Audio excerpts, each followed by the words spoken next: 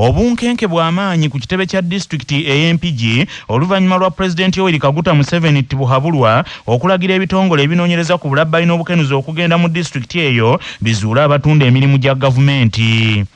Omusasi waffe Patrick Serugo y'abirina. Abakulira ekitongole kinoonyereza ku buli bw'enguzi mu maka g'obwa pulezidenti wamu ne bambega abalala wowulirira bino nga bamaze ennaku 3 nga bagumbye ku kitebe kya disitulikiti EMPG bafuuza buli ofiisi okufuna obujulizi obulumika abagambibwa okwenyigira mu kitunda mirimu ekyo. Obuzibu bwava ku kibinja ky'abannamawulire abamu abakolera mu bendobendo ly'EMPG abaloopedde Pulezidenti Museveni sabbiiti ewedde nti EMPG abakulembeze baayo abamu batunda emirimu gya gavumenti era Pulezidenti yaweze nti ekizibu ekyagenda kinogera eddagala. Waliwo ebigambibwa mbu EMPG abakulembeze baayo abamu nga beegasse wamu n'abo abatula akakiiko akagaba emirimu mbu baateekawo omuwendo ogw'essalira ze bawooza ku buli mulimu oguba gusabiddwa mbu nga emirimu egimu basaba obukadde wa shinyisi 8 ate emirala basaba n'ensimbi ezisukka mu bukadde wa shinyisi 20. Waliwo ebiwulikise nti abamu ku batula akakiiko ka disitulikiti EMPG akagaba emirimu baggiddwako essimu zaabwe ez'omu ngalo. Amyuka RDC w'EMPG Saadi Mwanje Muteesaasira ku bigenda mu maaso ku kitebe kya disitulikiti EMPG asabye buli alina obukakafu ku batunda emirimu abutwaleyo.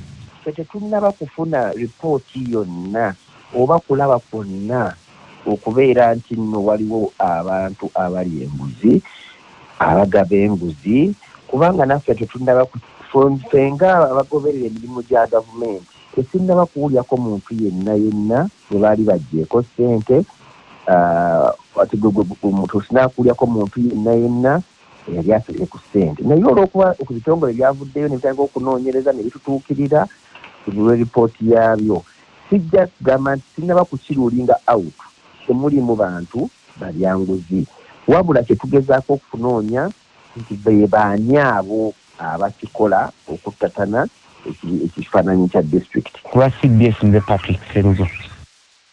Poliisi mu disitulikiti ey'e Nakasongola eri ku muyiggo ogw'abazigu abalumbye ebbanka eya Finka esangibwa mu kabuga ak'e Nakasongola ne bakuliita n'ensimbi ezisukka mu bukadde 19 saako ebyuma bikalimagezi eza laptop 2 mu ngeri yakwegirisa ng'ekigotta entulabo kisanga mu ttaka nga kya mugwagwa. Omwogezi wa poliisi mu ttundutundu ly'e Luweero Saamu Twina Amazima agambye nti maneja wa banka eno Frank Kamulasi yabagulizaako ku poliisi okujja okutaasa embeera kyokka bagenza okutuuka nga ababbi bayiseemu dda nga wamma beemaze eggoga omusezi ly'emala mu lutabaalo. Obubbi buno bubeereddewo abakuumi ababiri okuva mu kitongole ky'obwannannyini ekya ESG ekigambibwa nti babaddewo nga bakuuma banka eno eya Finka mu Nakasongola era mu mbeera eno abantu 4 bakwatiddwa poliisi bongere okugiyambako mu kunoonyereza. Omusango gw'okumenya banka n'okubba guguddwawo era poliisi esabye buli alina kyamanyi ku bubbi buno abatuukirire ng'okunoonyereza bwe kugenda mu maaso era na buli eyabadde mu by'obubbi buno akwatibwe era avunaanibwe. Manya obuvuno obuddo obw'eddembe lyo tonyigirizibwa ddembe lyo ery'obwebange ddembe lyakukyusibwako Muna Herbal Mouthwash weegendereza agabbe obutakuguza bicupuli by'eddagala erigenda okukulaza n'okkuggyamu amannyo ng'eddagala ettuufu okugajjanjaba eryakakasibwa National Drug Authority weeriri mu pharmacy ne drug shops baliyita Muna Herbal Mouthwash era n'ewaka lyetusenyesa nga bali wamu ne Baluswata Property Consultants batunda ettaka ku nguudo zonna eziyingira n'okufuluma ekibuga va mu by'ettaka lyakulukuta ennyumba ya kyama basange ku ofiisi yaabwe Kyengera opposite Orange City essimu 0704 80 1905. Ddembe lya muntu alina omuntu we alwadde omutwe okusaba mu mateeka okuddukanya emmaali ye nga munnamateeka Budunnuli Kinene bw'annyonnyola. Etteeka erya Mental Health Act 2018 liwe beetu omuntu yenna singa aba alina omuntu we ng'afunye ekizibu ku bwongo okugeza ng'atabuse omutwe ng'ayina ebyobugagga oba bizinesi z'abadde atambuza okwekubira enduulu mu kkooti n'asaba kkooti eyo okuba ng'atambuza emirimu oba emmaali y'omuntu oyo aba atabuse omutwe mpaka watereera. Abamu ku bannakibiina kya NRM abayiseemu nga tebavuganyiziddwa mu kamyufu kaabwe mu kulonda kwa kamyufu k'ekibiina kino boogedde ku ngeri kino gye kyabasobozesezaamu okutambuza wakati mu kuvuganya okw'amaanyi okuliwo ku bifo byonna okwetooloola Uganda. Akulira akakiiko akavunaanyizibwa ku by'okulonda mu NRM Dr. Frederick Tanga Odoyi olunaku lw'eggulo yategeezezza nti abantu 12 bayiseemu nga tebavuganyiziddwa mu kuvuganyiza kaadi ya NRM nga bano bajja kukwatira ekibiina kino bendera bavuganye ku bubaka bwa palamenti mu bitundu byabwe gye baasaba okuvuganya oluvannyuma lw'okuyitamu mu kamyufu k'ekibiina nga mpaawo abavuganyizza. Mwabo be yanokoddeyo kwe kuli Speaker wa Parliament Nalongo Anet Anita Mongo Magogo, nampala wa gavumenti mu Parliament Addison Obua, eyaliko Minister w'ebyobulimi Vincent Ferrerio bamulanga Kisempija, Saako Godfrey Kaguta, Sali mu Kisekka n'abalala.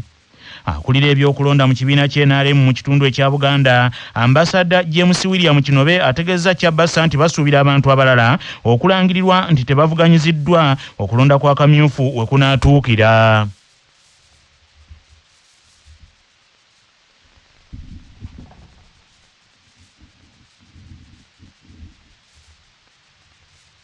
Sina namba wano kutera kukulukatani nga bale 10 mulimu kati nga onobona kauchi yewe yavudde yeka mulimu nga abesoloti babadde babiri buli omu n'ategeeragana n'alekera munne abesemba bule omu yalekedde munne Mbalala City ne Bukedeya ababavuganya akakiiko k'abasaza mu busaza. Yes, ali mu Kisekka ng'onaavuganya ku kifo ky'omubaka wa Parliament owa Bukomansimbi North agambye nti ekyamuyisizaamu nga tavuganyiziddwa kwe kuteesaganya okwabaddewo ekyaviiriddeko abamu ku babadde bayaayaana okuvuganya naye okuli Ruth Katushabe ne Idi Kisiki okumulekera. Abaali baagala okubeera mu kifo ekyo nga Bulegeya kati bwe twatula ffenna wamu ne tugamba buli omu akwate waakutte. Kataga nikabanga Mr. Lubya yadduka yinga agamba kagene mu nuupu yajja okufuna kaadi y'amangu oyo naye ne tumuwona mu kibiina tiye yalina mpawengwa then Ruth engeri gye yali mukyala ate ng'avuganya ku kifo ky'abasajja ne tusalawo agende ku kifo ky'abakazi nadda ku kifo kya Women MP ate Bulegeya n'agenda ku kifo kya Chairman Wales 5 owa district local government then nze ne nsigala mu kifo kino. Saali mu Kisekka agambye nti yakozesezza obukodyo obw'enjawulo okusobola okumatiza banne ababadde baagala okumuvuganya ku kaadi y'ekibiina ne bamulekera.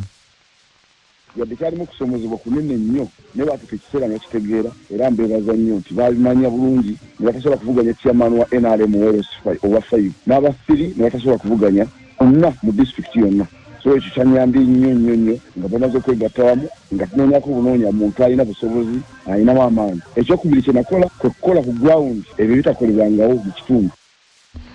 Ate ye Susan Nakawukinga avuganyiza ekifo ky'omubaka wa Parliament wa Mawokota South era nga naye yayiseemu nga tavuganyiziddwa mu kamyufu ak'ekibiina kye NRM agambye nti abadde nnyo mu bantu okuva lwe yawangulwa mu kalulu akawedde nga kyamuyambye nnyo okuyitamu okukwatira ekibiina kye bendera nga tavuganyiziddwa. Ground eno nkibaddeko kuva ekisanja ekyaggwa kubanga era nze yali flagbearer wa NRM. Ground ngirinyidde mbaddeko ku ground nenkolera abantu ebintu by'enjawulo nga nyimira nabo mu ngeri emu oba endala kati ng'abafiiriddwa abenyimbe ab'embaga kwegamba mbaddewo kati ground yatuuka n'ebeera nzibu nga teri muntu mulala yenna asobola gipenetratinga. Abatuuze ku kyalo Kiwalazi mu gombola ye Ilongo mu district y'Eruuka baguddemu entiisa omusajja Yona Olwise bw'alumbye mukyala we Anet abuze mu bazadde gye yanobera n'amutemulirayo. Embeera neefuukira ddala nzibu nnyo. Abatuuze bagamba nti Yona Olwise aludde ng'agenda mu bakoddomi be n'abasaba boogere ne mukyala wadde yafumbe naye nga takkiriza nga kiteeberezebwa nti okwo kwavudde okumutemula mu ngeri ya kukola byambi ono obusa byakola ewaabwe. Nyini ntebe w'ekyalo kino Mutaalu Peter agambye nti Olwise olwalabye mukyala we ng'ataawa kwe kwemulula n'adduka era nga mu kiseera kino aliira ku nsiko naye nga bajja kumukwata kubanga bulijjo yeesiga embira addukira mbajja. Agambye nti poliisi ekedde ku maliiri ku kyalo kino okwetegereza embeera n'okwongera okunoonyereza ku ttemu lino. Poliisi ebakanye n'omuyiggo gwa Yona Olwise asobole okubitebya mu mbuga ez'amateeka. Mu katundu kaffe aka bulamu bwe bugagga Dr. Martin Mugenyi annyonnyola ku bubonero kw'olabira obulwadde obwa pressure. obubonero obwangu ennyo kwe kulaba katugeze ekifu ku maaso okufuna entunnunsi okuweekeera okulaba awo ng'ogamba nti olina ebikufumita mu mubiri obwo bubonero obwo tuyinza okulowooza nti eri atali musawo obwo bwe bwangu ennyo bw'osobola okukozesa ogamba nti bannaye kangende bankebereko.